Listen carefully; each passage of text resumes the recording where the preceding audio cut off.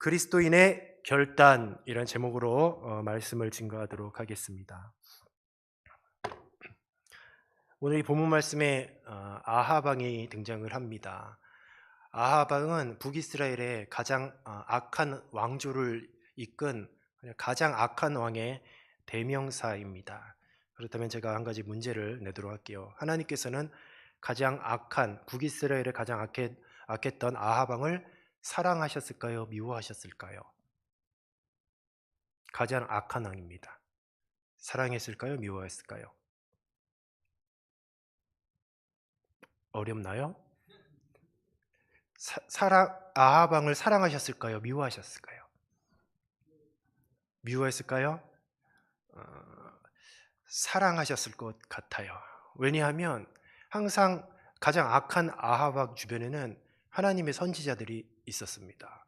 그리고 하나님의 선지자들을 통하여서 늘 아합 왕 주변에서 하나님의 선지자는 하나님의 말씀을 주셨어요.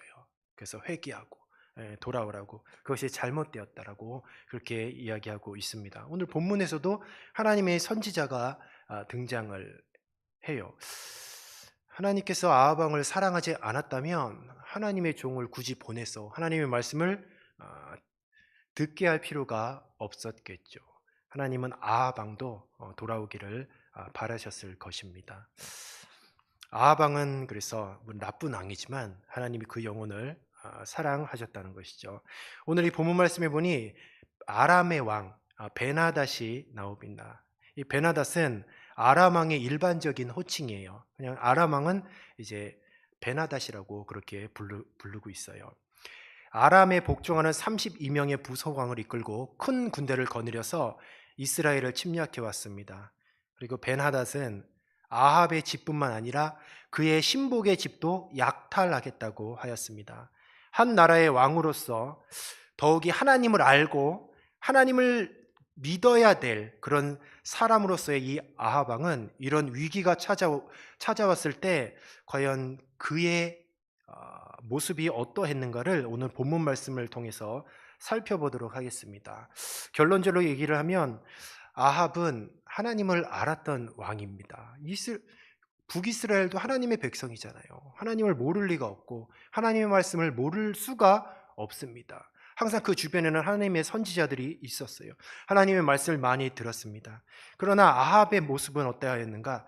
나약하기 짝이 없는 모습이었어요.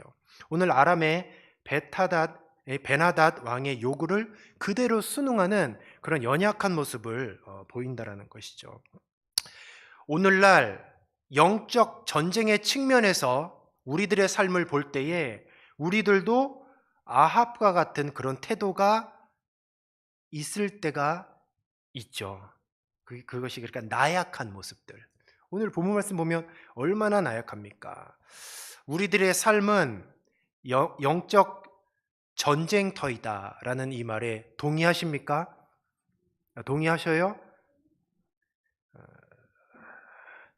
제가 아까 찬송 부를 때 처음에 이제 찬송할 때 너무 지금 영적 그 전쟁터가 아니라 유치원 같은 느낌이 들어서 그래서 박수 치며 힘차게 찬송하자고 그렇게 했어요. 정말 우리 삶이 영적 전쟁터임을 동의하십니까? 그럼 지금 이 예배 시간도 영적 전쟁이 끊임없이 진행되고 있음을 동의하십니까? 정말 아멘이세요? 근데 아까 찬송하는 모습을 보니 아닌 것 같아요. 사단 마귀는 신앙을 저버리고 순응하는 자들에게 점점 더 그 소나기에 깊게 빠져들게 해요. 더욱더 그 신앙인 하나님의 사람을 아주 영적으로 무감각하고 연약하게 그렇게 만든다라는 거죠. 죄의 유혹 앞에서 결단을 내리지 못하게 하고 나약한 모습으로 일관하게 하는 거죠. 그래서 계속 이런 영적 공격, 사단의 영적 공격에서 패배하다 보면 어느덧 우리의 영성은 사라져가요. 그리고 영적인 능력도 다 상실하게 돼요. 더 이상 하나님을 신뢰하지 않습니다. 그렇게 되다 보면 어떠한 현상이 벌어지느냐? 사단 마귀를 두려워해요. 그리고 더 나아가서는 사람을 두려워합니다. 그리고 환경을 두려워해요. 그냥 부들부들 떨고 나약한 그런 신자의 모습으로 살고 있는 것이죠. 9절에 보십시오. 우리 9절을 한번 같이 읽어보도록 하겠습니다. 시작. 그러므로 왕이 베나닷의 사신들에게 이르되 너희는 내 주 왕께 말하기를 왕이 처음에 보낸 종에게 구하신 것은 내가 다 그대로 하려니와 이것은 내가 할 수 없나이다 하라니 사자들이 돌아가서 보고하니라. 아멘. 9절에 보면 아합의 나약한 그런 불신앙의 모습이 드러납니다. 아합은 이스라엘의 왕이면서도 하나님의 백성, 하나님을 섬기는 그런 백성의 왕이면서도 지금 우상을 섬기는 그 왕에게 뭐라고 얘기하냐? 내 주 왕이여 라고 그렇게 비굴한 태도를 보여요. 또 여기서 이것이라고 하죠. 이것이 무엇이냐? 바로 베나닷 왕의 두 번째 요구. 아합의 왕국만이 아니라 그 신하들의 저택까지도 수색하여 그 좋은 것들을 약탈하겠다라는 바로 그 내용이 바로 9절에 이것을 의미하는 거죠. 아합은 하나님을 믿는 사람으로서, 하나님을 아는 사람으로서 단호히 거절해야 함에도 불구하고 이렇게 얘기해요. 내가 할 수 없나이다. 내가 할 수 없나이다. 전혀 이 문제에 있어서 극복하려는 의지가 없습니다. 싸우려는 의지도 없어요. 거절하지도 않아요. 결단하지도 않고 하나님이 없는 것처럼 지금 그렇게 행동하고 있는 것이에요. 내가 할 수 없나이다. 내가 할 수 없나이다. 10절에 보시면 이스라엘의 수도 사마리아에 무너진 티끌로서도 무수한 아람 군대의 손을 채울 수 없다라는 그런 의미를 가지고 있어요.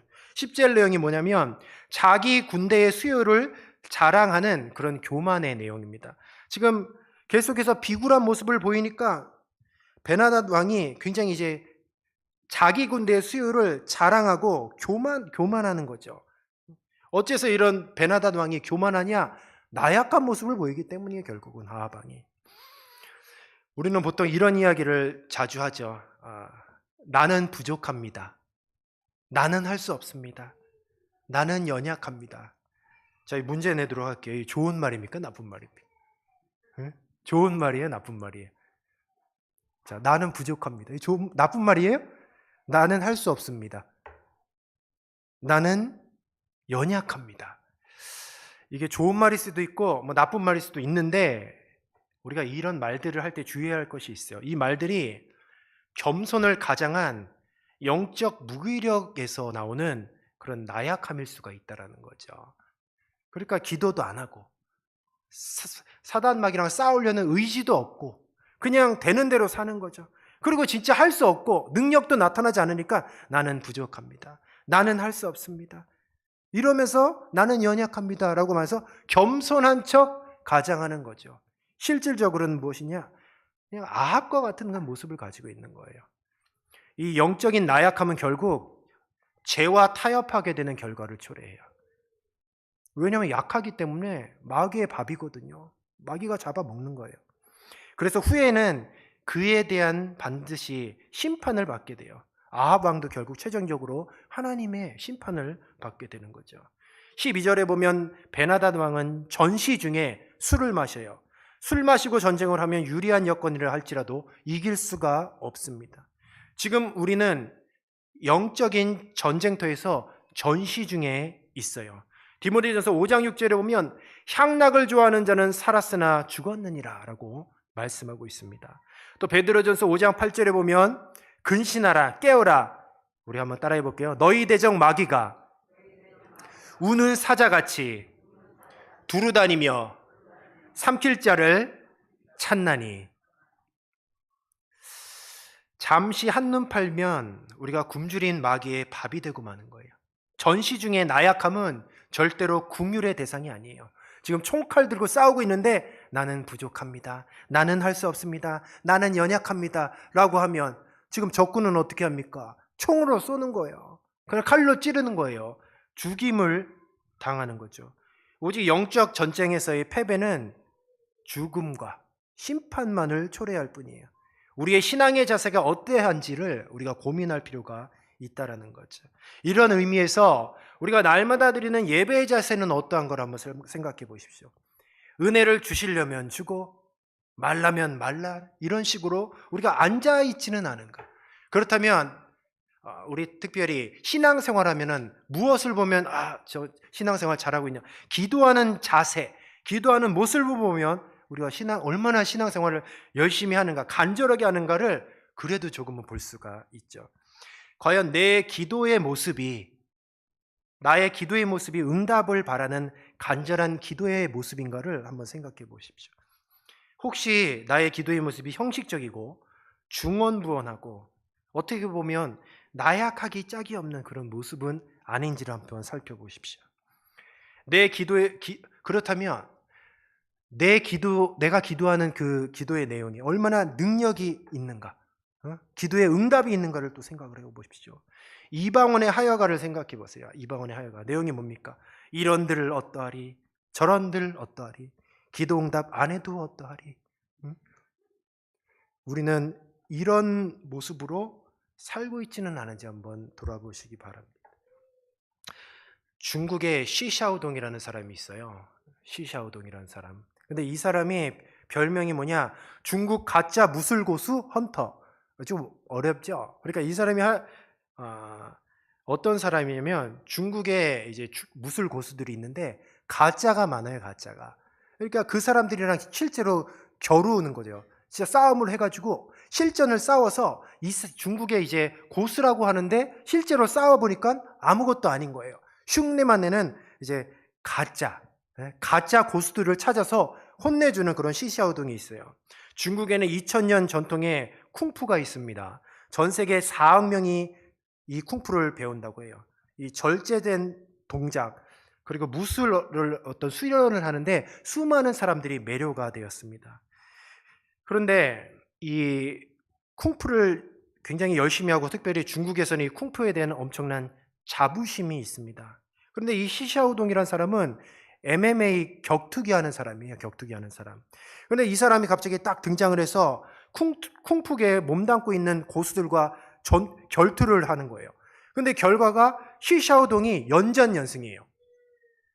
그 중국에 내놓으라는 쿵푸 고수들을 전부 다 쓸어 넘기는 겁니다. 막 20전 넘게 해도 전부 다 쿵푸 고수들이 다 쓰러지는 거예요. 그러면서 이 시샤오동이 이런 말을 했어요. 쿵푸는 실전에는 쓸모가 없는 허상이다. 쿵푸를 사랑하는 많은 고수들이 이제 꺾이고 이제 많은 사람들이 쿵푸에 대해서 이제는 실망을 하게 되는 거죠. 그러니까 이제 쿵푸에 몸담고 있는 사람들이 체면이 땅에 떨어지는 것이에요. 그래서 쿵푸에 대한 회의와 비판을 하기 시작을 했어요.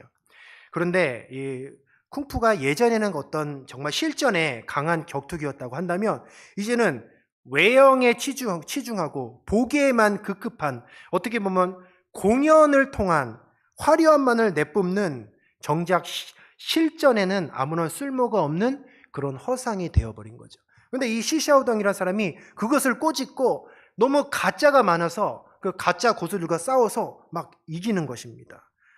겉은 화려한데 속이 비었다라는 것이죠. 실상은 막 능력이 있는 것 같고 많은 제자들이 있는데 정작 실전에서 딱 겨뤄보니까 참으로 정말 비참하리만큼 초라하게 막 주례랑을 튀고 도망가는 그런 모습을 보인다라는 것이죠. 제가 문제 하나 내도록 할게요. 길거리 음식인데요. 한번 맞춰보십시오. 길거리 식품의 일종입니다. 겉보기에는 엄청 빵빵한데 속에는 공기만 들었어요. 한 입 베어 물면 속았다! 라는 이런 생각이 드는 빵의 이름은 무엇일까요? 공갈빵이죠. 드셔보셨나요? 허무하죠? 근데 한 입 먹어보면 속았다! 그죠? 내가 왜 이것을 사 먹었을까? 그렇죠? 공갈빵 성도가 많아요. 공갈빵 성도가. 공갈빵. 겉은 막 화려해요. 신앙의 연수도 30년, 40년. 집사님, 안수 집사님, 권사님, 장로님, 목사님. 멋있어 보여요. 근데 실상 마귀랑 실전에서 딱 영적인 전투를 해보면 주랭랑 쳐버리. 싸우지도 못하고 도망가 버리는 그런 공갈빵 성도가 너무너무 많다라는 것이죠. 이것을 디모데후서 3장 5절에 이렇게 말씀하고 있어요. 경건의 모양은 있으나 경건의 능력을 부인하는 자는 이 같은 자들에게서 내가 돌아서라. 공갈빵 성도랑 그런 공갈빵의 성도 모습에서 돌아서라는 것이죠. 오늘날 그리스도인들을 보십시오. 영성도 없습니다. 믿음도 없어요. 기도하는 모습을 보면 사모함도 없습니다. 의지도 없어요. 허울만 번지르르하는 실상은 껍데기 신자들이 너무나 많이 있어요. 수십 년 예수 믿고 신앙생활했지만 사단의 영적 공격으로부터 아무런 저항도 하지 못해요. 싸울 의지도 없습니다. 적당히 타협하고 죄를 짓기에 허덕이고 있어요. 경건의 모양만 남아있다라는 거죠. 왕이면 뭐합니까? 그 내면의 왕으로서 패기와 나라를 지키고자 하는 애국심도 없는데, 신자면 뭐합니까? 그 내면에 예수님 사랑하는 마음도 없고 영혼에 대한 갈망도 없고 영적인 것도 사모하지 않는데, 우리가 자녀를 위해서 기도했죠. 우리 자녀들을 보면 즐겁기도 하지만 우리가 한숨이 날 때도 있죠. 자녀들의 어떤 신앙의 모습을 보면 신앙이 한숨이 나요. 지금 울고 있는데 저도 한숨이 나네요. 왜 꼭 예배 시간에 이렇게 울고 있을까? 한숨이 나요. 자녀들만 생각하면. 응? 아이고 커서 뭐가 될까? 응? 왜 이렇게 우는가? 딴 애들 안 우는데. 응? 보면 막 안타까워요. 아니 딴 아이들은 뭐 말도 잘하고 공부도 잘하는 것 같은데 왜 아직도 그러냐? 막 그렇다라는 거죠. 응? 그런데 한번 잘 생각해 보십시오. 우리가 자녀를 사랑한다고는 하는데 그 자녀의 영혼을 사랑하느냐? 우리 자녀가 믿음이 연약해, 아니면 예배에 출석하지 않아, 예수님을 알지 못해. 이것만큼 큰일이 어디 있겠어요? 예수님을 알지 못하는데 뭐 대학 가는 게 중요하지, 뭐 시집가고 장가가는 것이 중요하지. 그거 중요하죠. 믿음의 배필 만나는 거 중요하죠. 근데 그것보다 중요한 게 뭐냐? 예수님을 일단 만나야 되지 않습니까? 그래서 천국을 소유해야 되지 않습니까? 그런데 우리는 그런 영적인 것에 대한 갈급함이 없어요. 그냥 자녀들도 그냥 잘 되겠지, 뭐 다 좋게 되겠지, 이렇게 이야기한다라는 거죠. 야곱은 무엇으로 주님께 인정받았냐? 기도의 모습으로 인정받았어요. 야복 강가에서 야곱이 어떻게 기도했습니까? 성경은 천사와 씨름을 했다고 했어요. 기도가 씨름이래요. 그 원어로 보면 레슬링 했다는 겁니다. 레슬링. 기도하는데 레슬링을 했대요. 뒹굴었다는 거죠. 떼굴떼굴. 그러니까 오늘날로 말하면 이 성전 바닥에서 응답 안 하면 그냥 내 목숨 거두어 달라고 막 뒹구는 거예요. 우리의 자녀들이 믿지를 않고 예배에 출석하지 않고 예수님을 모르고 예수님을 인격적으로 만나지 않았다면 우리도 야곱과 같이 그런 뒹구는 기도를 해야 되지 않겠습니까? 그런데 어느덧 이제 기도하는 모습도 외형적인 모습, 그냥 겉모습, 그냥 치장하는 모습, 적당히 시간만 때우는 그런 모습이라는 것이죠.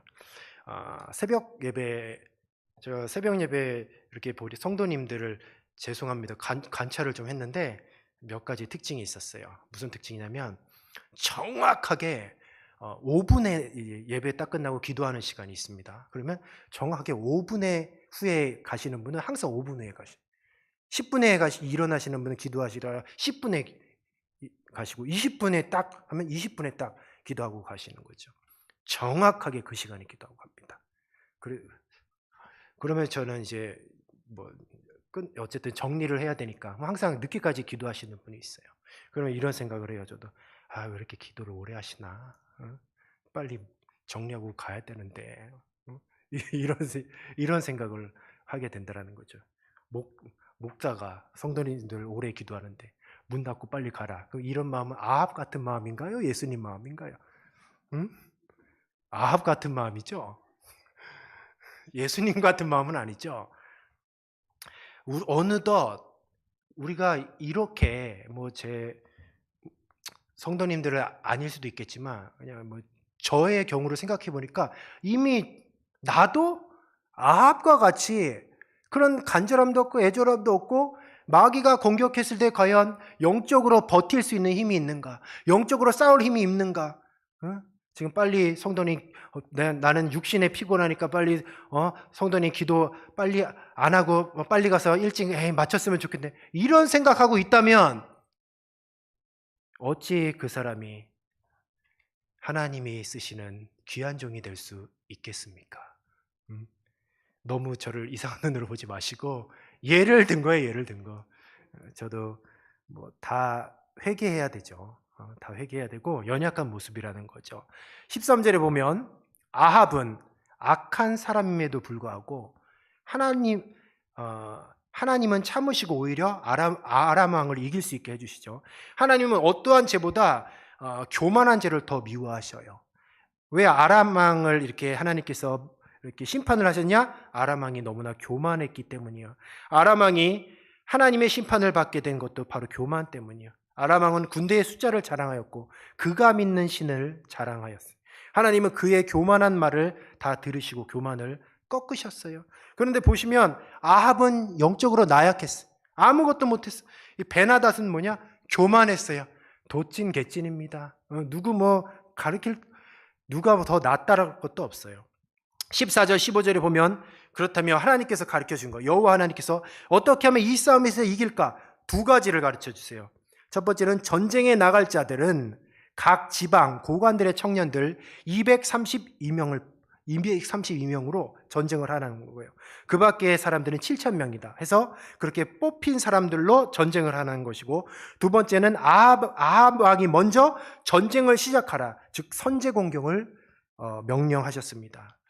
하나님의 일에는 민기적하면 안 돼요. 나약할 수 없습니다. 하나님의 일에는 언제나 신속히 순종하는 것이 승리의 비결일 줄로 믿습니다.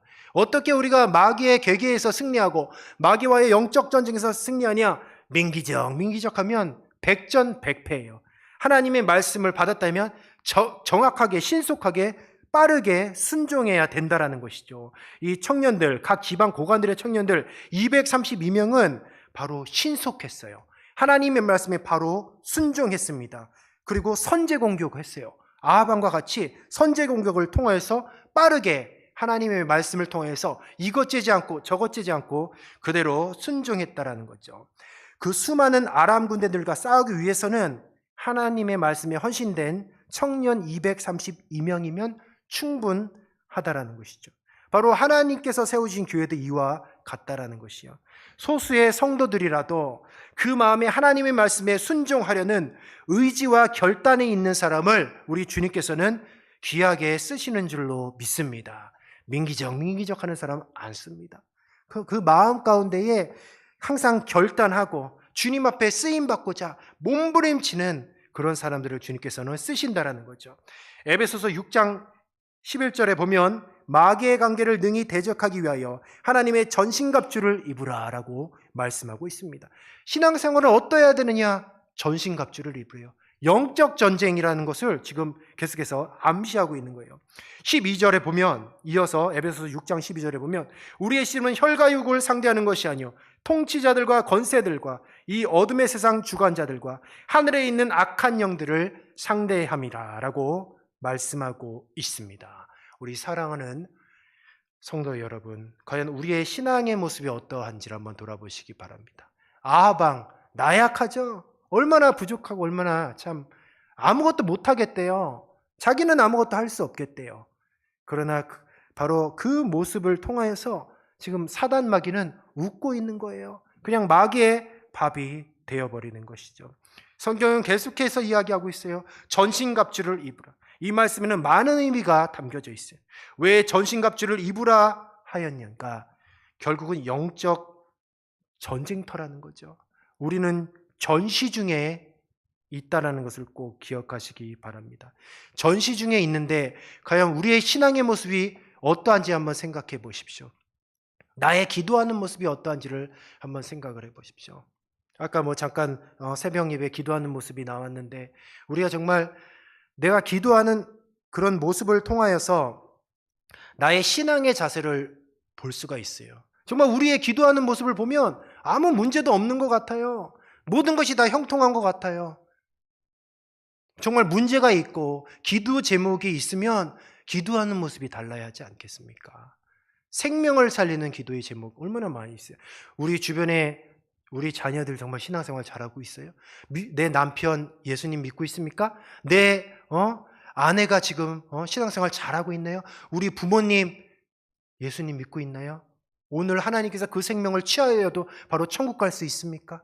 이렇게 시급한 일들이 너무도 많이 있는데 우리가 신앙생활하는 모습 또 기도하는 모습을 보면 아무런 문제가 없는 것 같아요.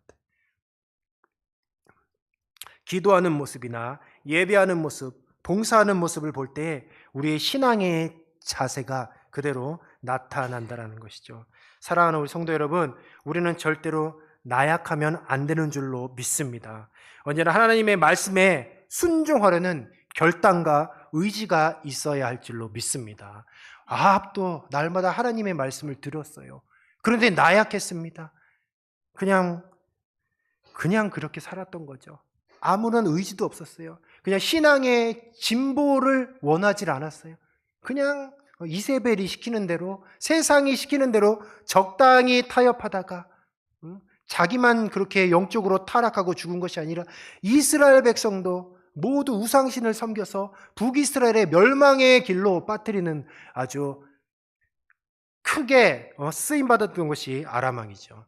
말씀을 정리하도록 하겠습니다. 오늘 이 아합 왕의 신앙의 모습을 통하여서 우리의 신앙의 모습을 한번 돌아보았습니다. 기도 제목 다 있으시죠? 그렇죠? 내 주변에 믿지 않는 귀한 생명들 많이 있잖아요. 그렇죠? 그렇다면 첫 번째는 우리의 기도의 모습이 달라야 하겠습니다. 물에 빠진 사람이 도와달라고 할 때 어떻게 도와줍니까?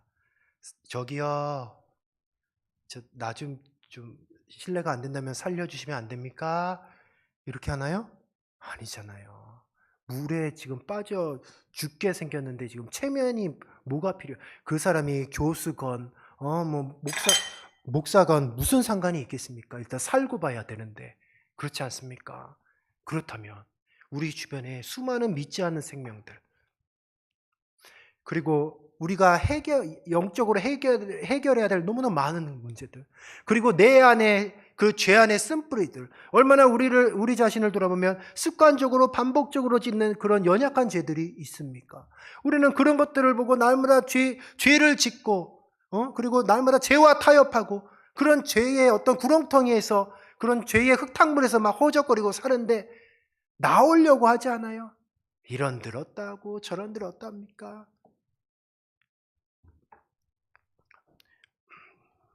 어떻게 살아야 하겠습니까? 달라야 되겠죠. 이 시간 이후로부터는 우리의 기도하는 모습도 더 간절해야 할 줄로 믿습니다.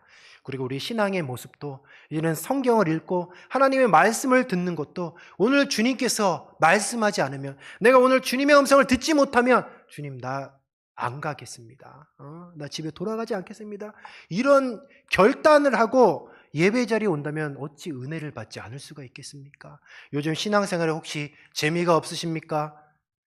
목사님의 설교 말씀이 귀에 잘 들어오지 않으셔요? 아니면 은혜가 안 되나요?